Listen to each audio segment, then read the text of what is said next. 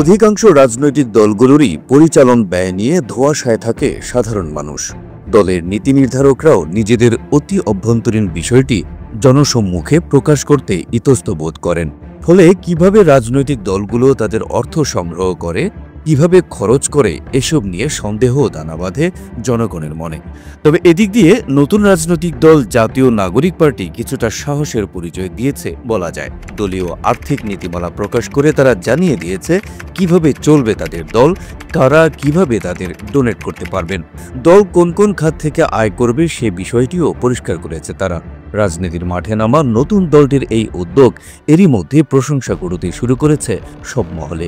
আমরা একটা ইনিশিয়েটিভ নিচ্ছি আমাদের নতুন দল হিসেবে, এবং আমরা চাবো যে আমাদের পুরো রাজনৈতিক সংস্কৃতিতে অন্য রাজনৈতিক দলগুলোতেও এই আর্থিক স্বচ্ছতার বিষয়টা আসতে হবে। আপনার অনুদান আগামীর বাংলাদেশ, এই স্লোগানে বুধবার নিজেদের আর্থিক নীতিমালা প্রকাশ করেছে এনসিপি। সেখানে বলা হয়েছে দল চলবে মূলত ক্রাউড ফান্ডিং বা গণচাঁদায়, যেভাবে চলে পৃথিবীর বড় বড় দেশের অনেক রাজনৈতিক দল। এছাড়া দলের সদস্যদের চাঁদা, জনগণের দান ও কর্পোরেট অনুদানও সংগ্রহ করবে এনসিপি। তবে শুধু অন্যের চাঁদা বা অনুদানের উপর নির্ভর করেই দলটির আর্থিক ব্যয় নির্বাহ হবে এমনটি নয়, বরং নিজেরাও আয় করবেন সাধ্যমতো। আর এজন্য টি শার্ট, মগ, বই ও নিজেদের বিভিন্ন প্রকাশনা বিক্রি করবে দলটি।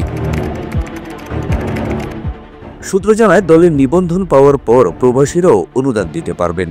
দলটির নিজস্ব ওয়েবসাইট, ব্যাংক এবং মোবাইল ব্যাংকের মাধ্যমে এই অনুদান দেয়া যাবে। চাঁদাদানের ওয়েবসাইটে সার্বক্ষণিক দেখা যাবে কে কত টাকা অনুদান দিয়েছেন এবং কোন জেলা থেকে দিয়েছেন। সেক্ষেত্রে তাদেরকে সরবরাহ করা হবে ডিজিটাল রসিদ। স্বচ্ছতা এবং জবাবদিহিতা নিশ্চিত করতেই এই ব্যবস্থা বলে জানান এনসিপি নেতৃবৃন্দ। নীতিমালায় বলা হয় দলটি 100 টাকা করে সদস্য ফর্ম বিক্রি করবে। এরই মধ্যে 70,000 ফর্ম সারা দেশে পাঠানো হয়েছে এবং আরও 50,000 ফর্ম পাঠানোর প্রস্তুতি রয়েছে।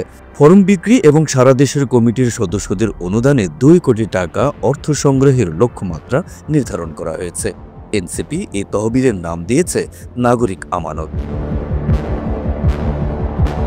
বুধবার রাজধানীর বাংলা মোটরে দলের অস্থায়ী কার্যালয়ে সংবাদ সম্মেলনে এসব তথ্য জানায় এনসিপি। এতে উপস্থিত ছিলেন দলের আহ্বায়ক নাহিদ ইসলাম, সদস্য সচিব আক্তার হোসেন, মুখ্য সংগঠক হাসনাত আবদুল্লাহ ও সাজিস আলম, মুখ্য সমন্বয়কারী নাসির উদ্দিন পাটোয়ারি, কোষাধ্যক্ষ মুস্তাফিজুর রহমান, সাইফ সহ জ্যেষ্ঠ নেতৃবৃন্দ। দলকে সমালোচনার বাইরে রাখতে শুভাকাঙ্ক্ষীদেরও কিছু পরামর্শ দিয়েছেন এনসিপির নেতারা। দলের নামে ব্যক্তিগতভাবে কাউকে টাকা না দেওয়ার অনুরোধ করেছেন তারা। বলেছেন দলের অনুমোদিত মাধ্যমগুলোতেই যেন অর্থ দান করেন শুভাকাঙ্ক্ষীরা। এক্ষেত্রে ওয়েবসাইটে গিয়ে ব্যাংকিং চ্যানেলে এবং মোবাইল ব্যাংকিংয়ের মাধ্যমে অথবা সরাসরি রসিদ সংগ্রহ করে এনসিপিকে আর্থিক অনুদান দেওয়ার বিশেষ অনুরোধ করেন এনসিপি নেতৃবৃন্দ।